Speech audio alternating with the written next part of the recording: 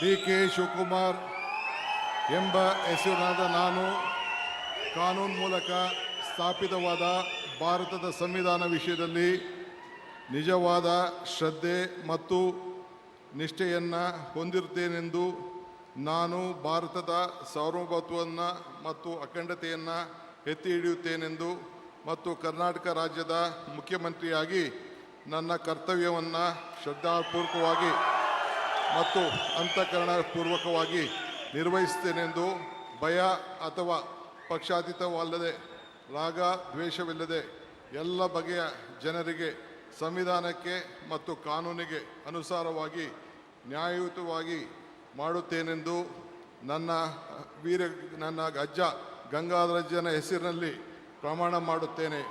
ಶ್ರದ್ಧಾಪೂರ್ವಕವಾಗಿ ಪ್ರತಿಜ್ಞೆಯನ್ನು ಮಾಡುತ್ತೇನೆ. ಮಾನ್ಯ ಮುಖ್ಯಮಂತ್ರಿಗಳು ಈಗ ಪ್ರಮಾಣ ವಚನಕ್ಕೆ ಸಹಿ ಮಾಡಲಿದ್ದಾರೆ.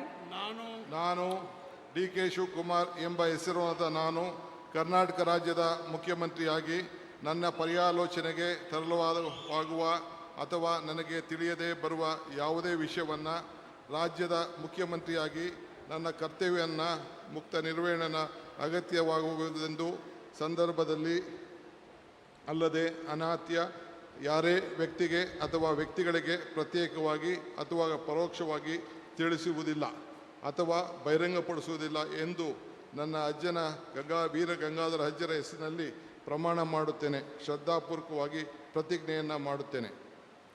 ಧನ್ಯವಾದಗಳು ಸರ್.